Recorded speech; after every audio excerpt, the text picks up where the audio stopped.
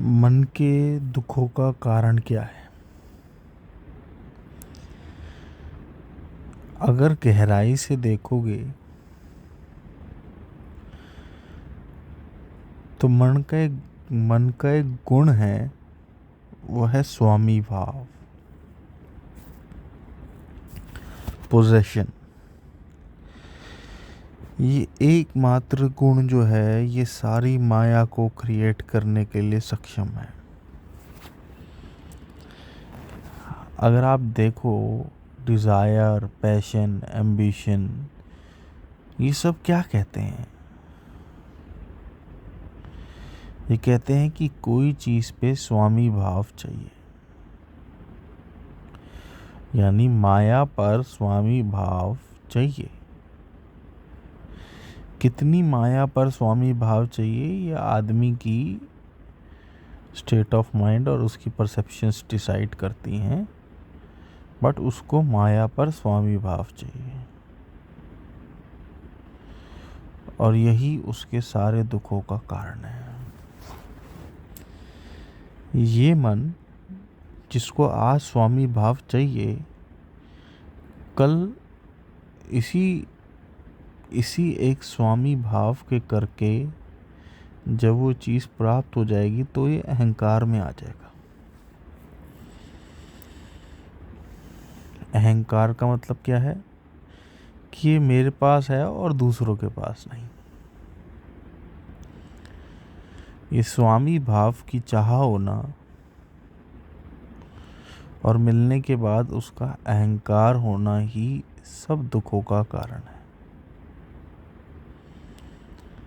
क्योंकि माया में तो सुख है नहीं।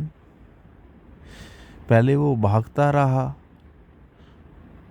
और भागने के बाद उसे ये पता चला,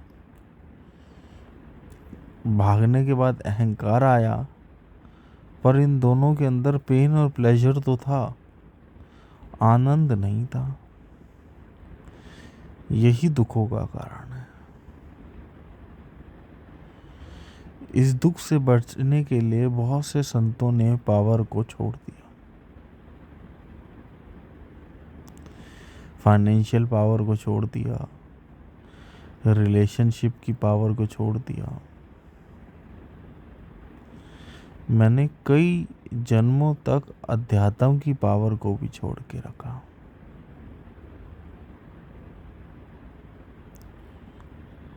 क्यों? क्योंकि ये अहंकार गलत करवाता है। सदगुरु जी एक बहुत प्यारी बात बोलते हैं कि money in the wallet and sex in the body is okay. मैं कहता हूँ इट्स नेसेसरी। नेसेसरी मतलब it's important. The problem is when it enters in your mind.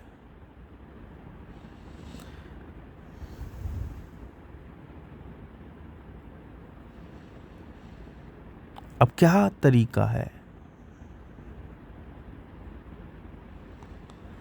एक ही तरीका है, मनन करके, इंट्रोस्पेक्शन करके एक बात समझ ली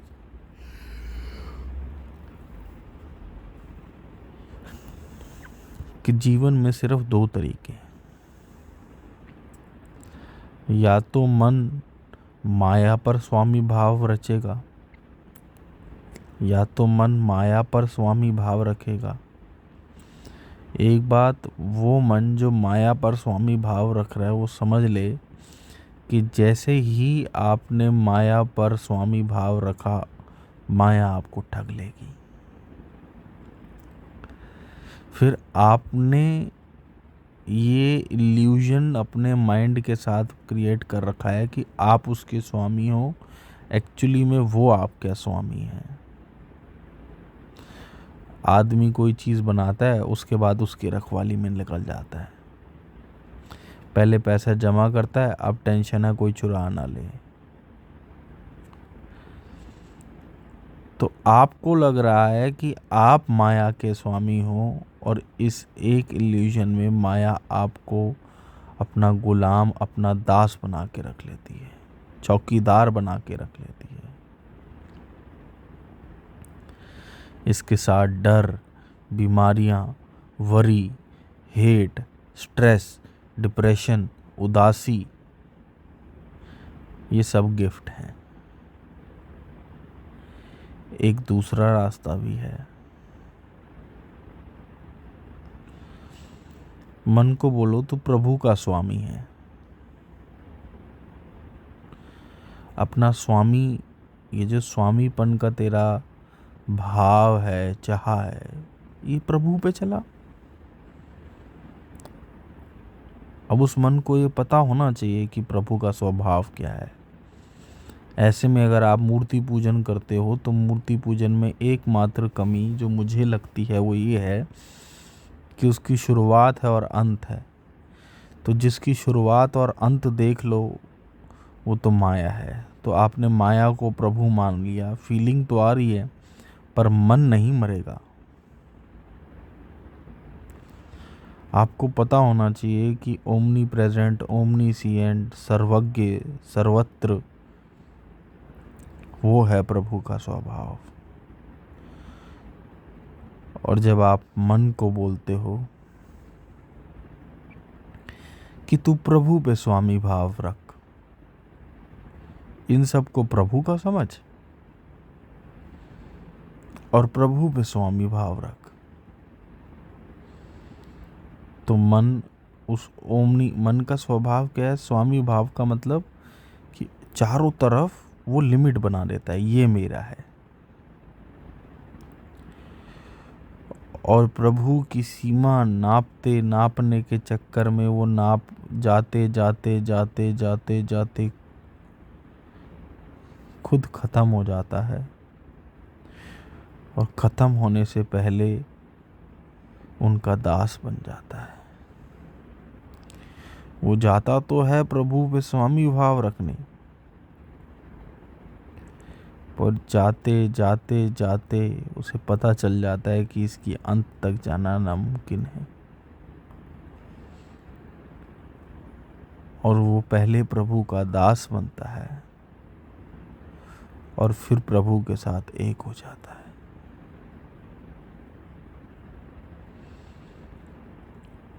और फिर इस मन में और इस शरीर में आई हुई हर शक्ति को वो प्रभु का समझता है। क्योंकि आई हुई शक्ति को वो अपना नहीं समझता तो अहंकार नहीं आता, स्वामी भाव नहीं आता। स्वामी भाव नहीं आता तो चिंता नहीं आती।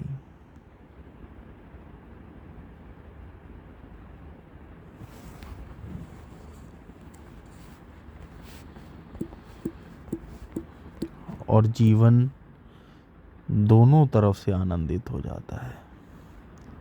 दूसरे आनंद की तो वो फिक्र भी नहीं करता, पर वो भी हो जाता है। पर अगर इसलिए जाओगे कि ये जन्म को आनंदित करने के लिए प्रभु पे समर्पित होने की कोशिश करोगे तो मन होने नहीं देगा। इसलिए होश पूर्वक ये समझ लो कि मन ने अगर माया पे स्वामी भाव रखा तो माया आपको अपना गुलाम बना देगी। माया पे सिर्फ मायापति का राज चल सकता है और उसके लिए आपको विष्णु होना पड़ेगा।